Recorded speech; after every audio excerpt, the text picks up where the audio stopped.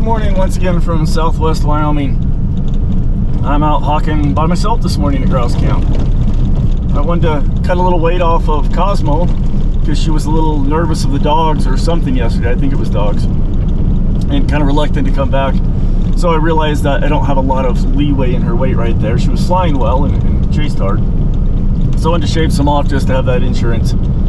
And I was expecting not to fly her today, but since she flew quite a bit yesterday and what I fed her was sage grouse, which is lean, she did lose some weight. She lost 0.35 of an ounce, which is, you know, a significant amount.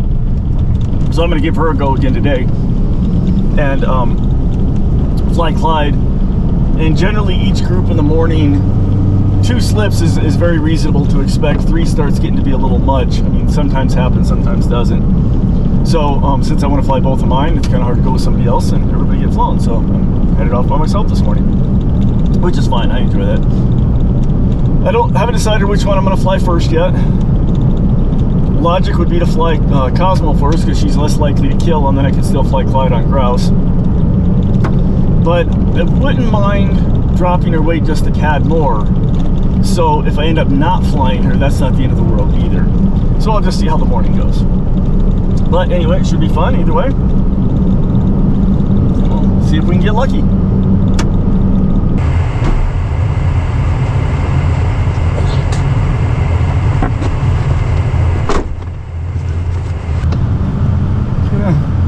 Got to a spot where the wind is in the right direction for me and put Astro out and see what we can do.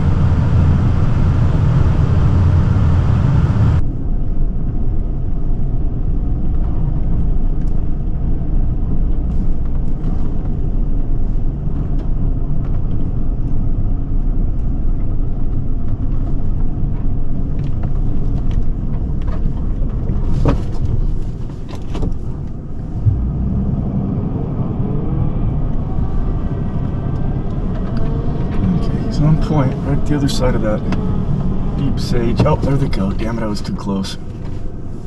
That's a nice big group.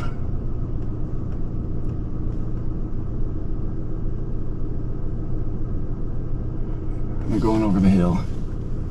But that's the direction we're going, so we might find them again. It's okay. You did good. I just couldn't get out of there quiet enough. I was too close. Oh, there was a light one. That one might not go very far.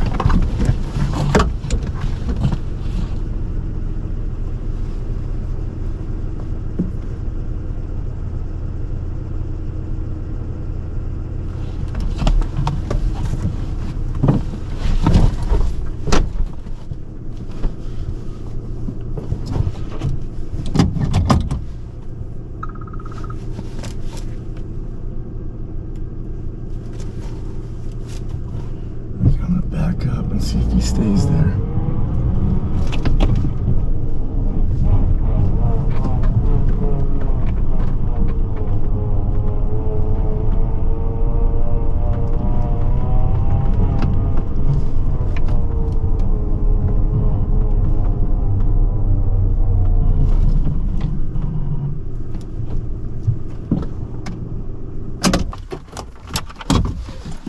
Okay, Cosmo, you're up.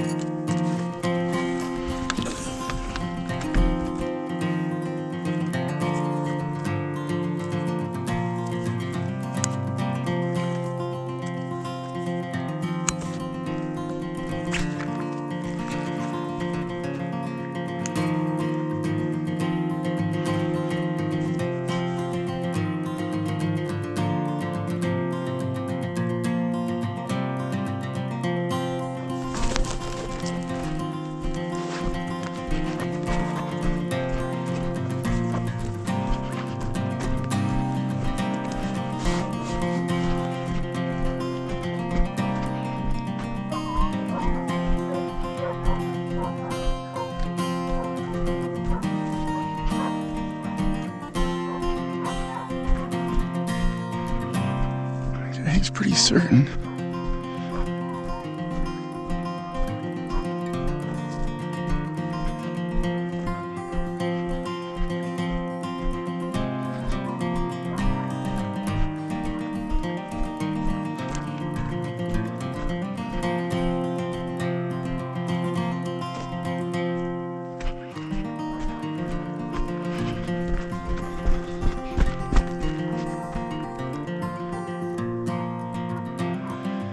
She's not very high, so she's gonna have to be closer.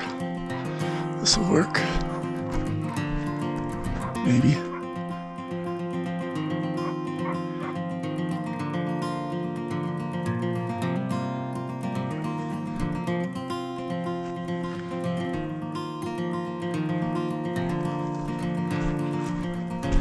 Okay, get him up.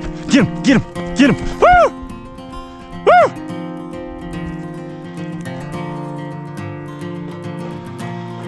She's still chasing it. Okay, she landed.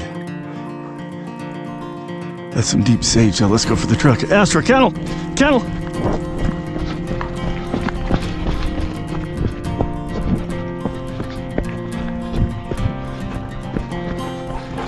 Good boy.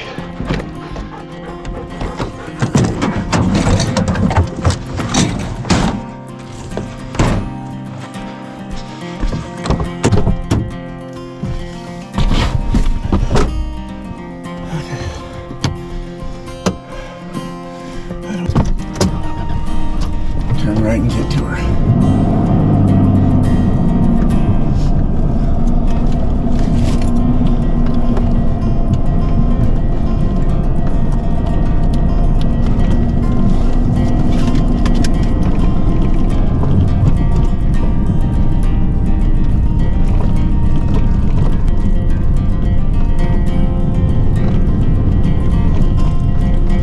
She's 1,600 feet away.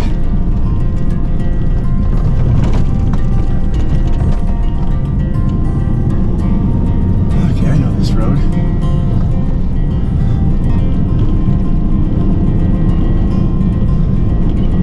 Let's get to this other road right over here. I'll be able to turn right back up to her.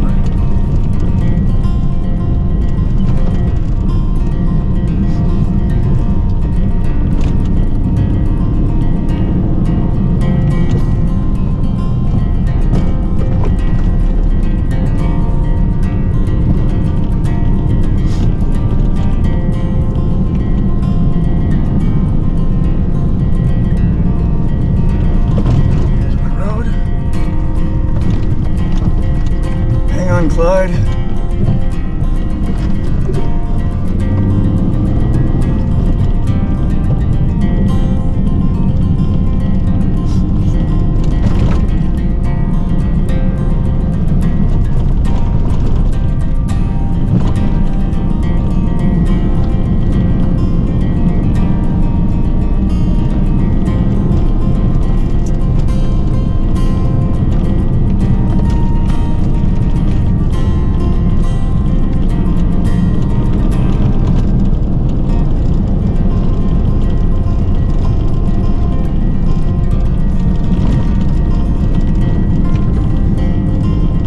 She was only 1,600 feet away. I could have walked to her relatively quickly, but you're always better off taking the truck, unless there's just no two tracks.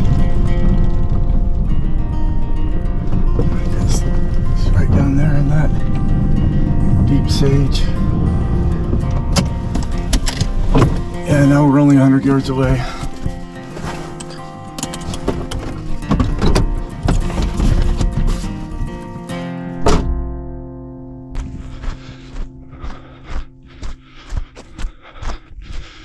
Definitely escape cover.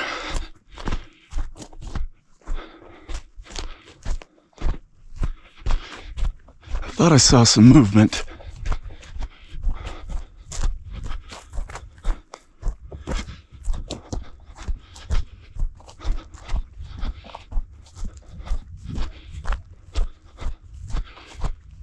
Oh, it was a magpie that I saw that was moving. Okay, I did see movement.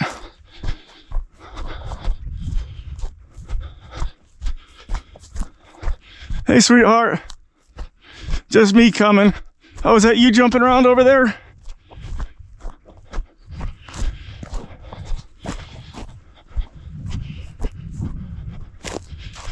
Can you not find it? Oh, there's a little bit of water in this.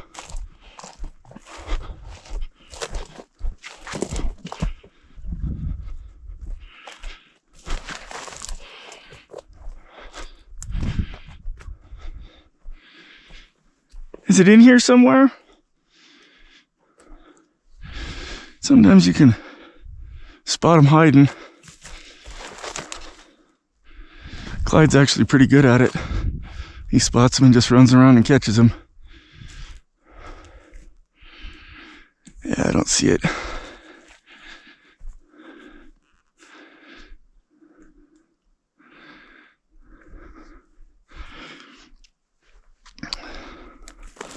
Oh, you flew pretty good.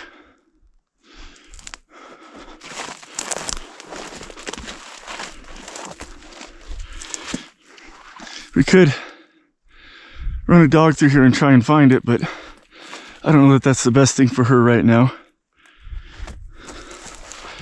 I think we'll call it good.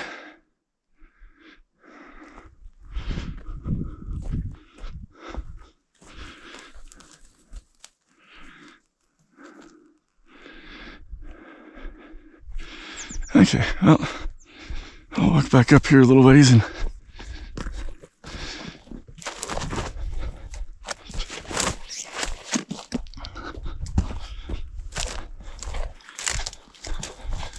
hey!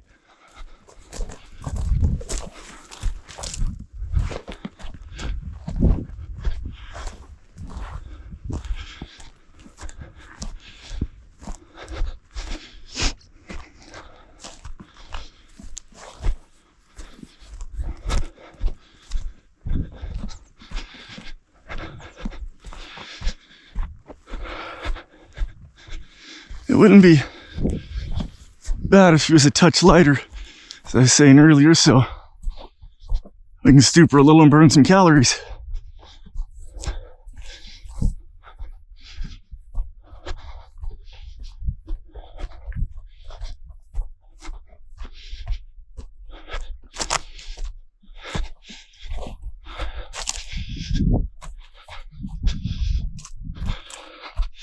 Don't want to spend too darn much time because I got Clyde to fly. But it's relatively early still.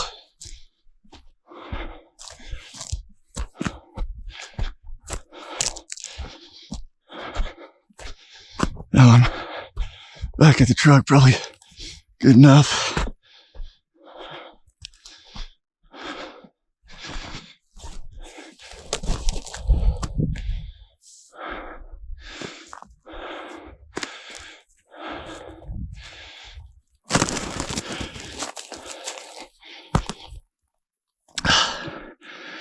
And snatching the lure and proceeding on is a symptom that she's a little heavy too, so.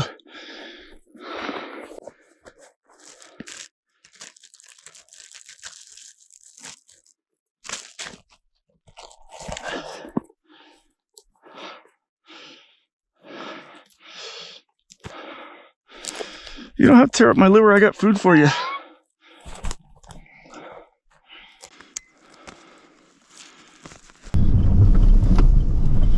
Well, that was fun. Had a good flight. She flew pretty well. She wasn't high, but she's actually starting to go up. She's learning that, so that little light's coming on, and that was a perfect flight to teach her to go even higher, because had she been higher, she would have had a better angle on it. So that's all just starting to come, and I'm encouraged to see that. So we'll get up here to a good spot to put Astra back out and see if we can find something for Clyde to chase.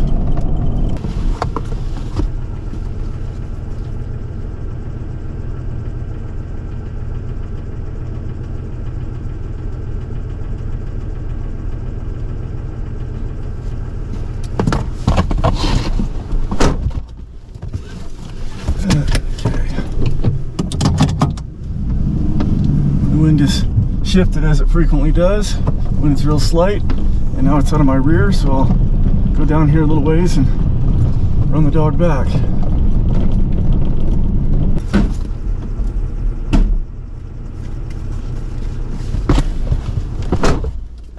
Okay, got the wind right, we can run the dog. The wind is kind of an exaggeration, it's very slight, you know, maybe 1 or 2 miles an hour at best. So it's going to make it a little tougher on the dogs, but he's pretty experienced, so I think we'll do okay. We'll see. Okay, looks like he's birdie already.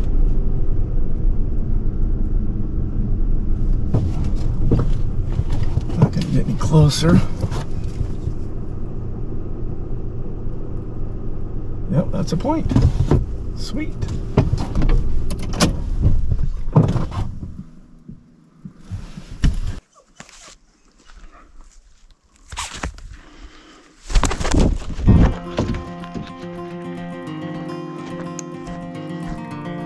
Well, Astro's holding point nice. We ask a lot of our dogs. They've got to hold point a long time. Okay, Clyde sees the dog on point. It's time to get Clyde going. Let's go. Let's go. Let's go. Let's go.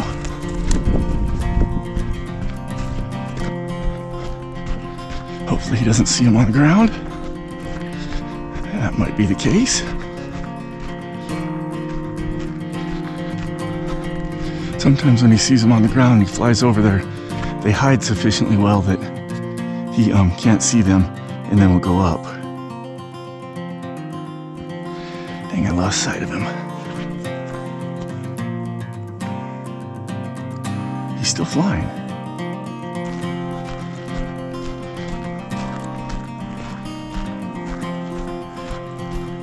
No, he landed.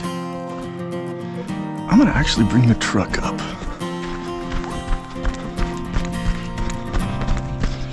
It's always good to have the truck close, if you can.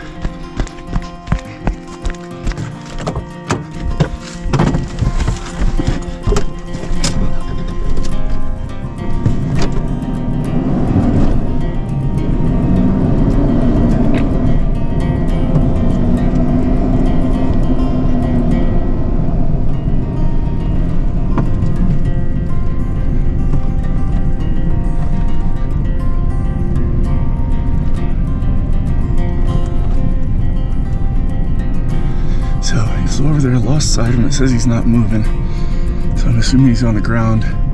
Spotted some and trying to find him and catch him, which he loves to do.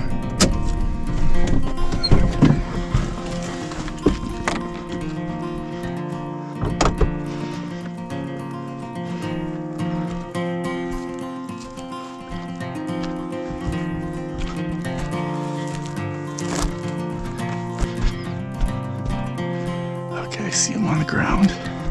It's gonna be a real hard place to get him flying from. I'm gonna do my best.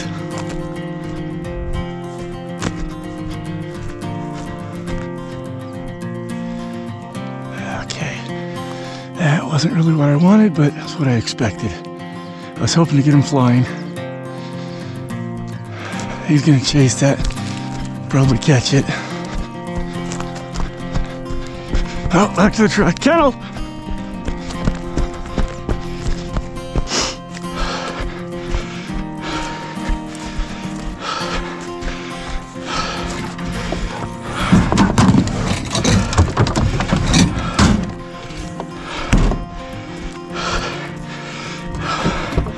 He's only 750 feet away in some deep sage.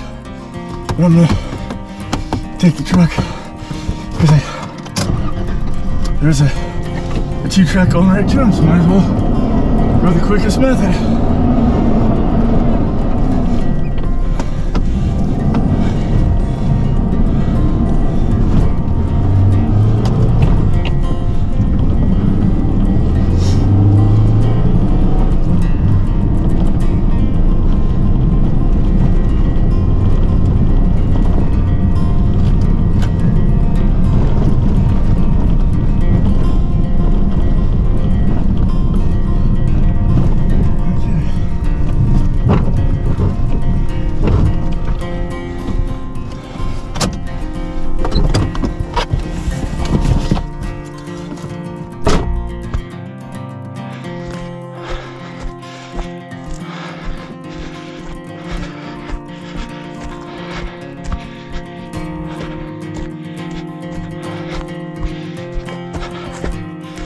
Isn't very heavy sage.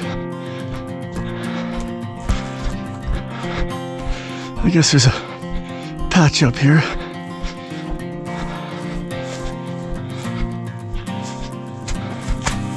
And water.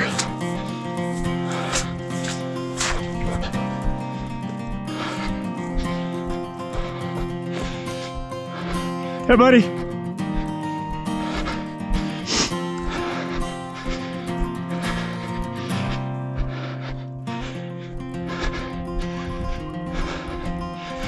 You in here? Oh no, he's on the other side of the water. Not deep sage. We gotta slog through the water again.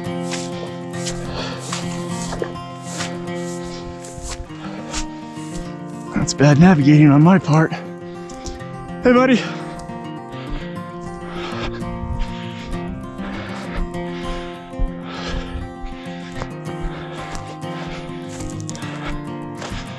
Where you at?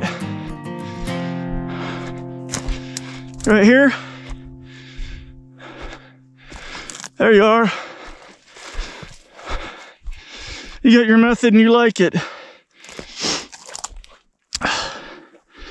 I'm not the biggest fan of it.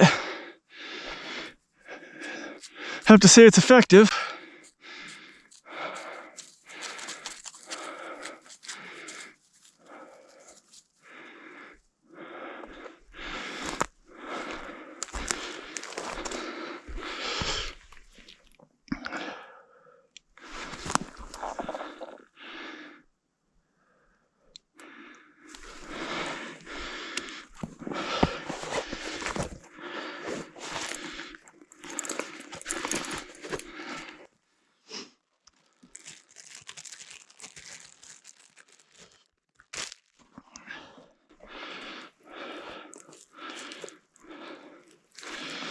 All right. Come on.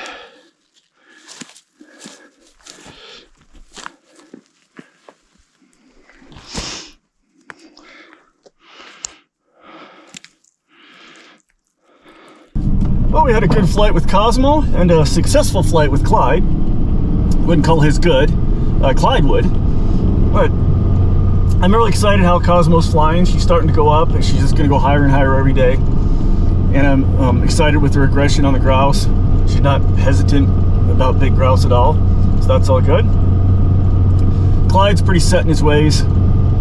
He instinctively in the wild, predators want to acquire calories, expending the fewest calories they can. You know, the most calories in with the fewest calories out.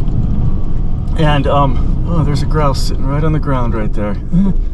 I'll just sneak by it and hopefully we'll save it for some other time because I'm all done with birds for this morning. Anyway, they want to be efficient just instinctively. And for him, the way he flew it this morning was very efficient. He burned less calories, I'm sure, than had he gone up and waited on and come down, you know, and cracked it in the stoop. And Clyde, he's always wanted to hunt from a perch. Falcons tend to be a little bit more that way, but they can be very high-flying birds, you know, in shape to, you know, fly like a peregrine, as I always like to say, you know, go up and stoop and kill it right there. And that happens very frequently with Gyrs. I'm not quite as disciplined and whatnot and like to hunt and have fun.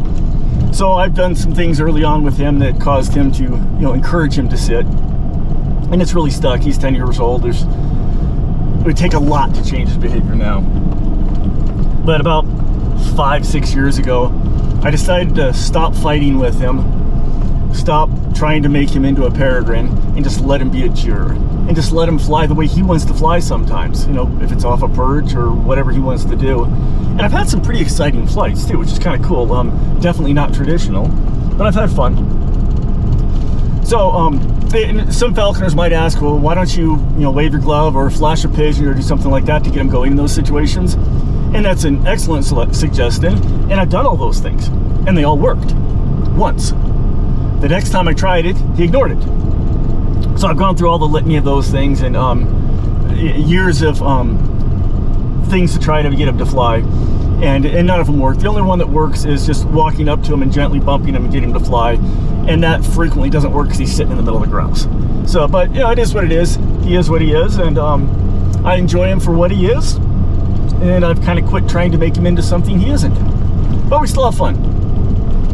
So anyway, I'm gonna head over just a little ways away to a good spot to run young dogs. I want to save this area because this has got lots of grouse in it. We'll come hit this again when we're flying falcons. There's an area over here that there's not many roads. There's kind of a draw. It makes it real hard to chase a falcon if they chase grouse off. So we don't like flying falcons there. So it's one of the places we like to run at young dogs. So it's not to disturb some area. We're gonna fly falcons later. So I'm gonna go over there with Pongo, see if I can get him into some grouse. He got into grouse the last couple of days while I was flying Cosmo, but that was just out with other dogs and it was kind of a chaotic situation. He didn't get a chance to really find them himself. So I want to, and I haven't, when I've run him, I haven't come across any grouse. I haven't got him into grouse when he's just out running by himself in front of the truck. And I still want to make that happen. So I'm gonna go do that, and hopefully we get lucky on that. But either way, it's been a great morning, and as always, thank you for watching.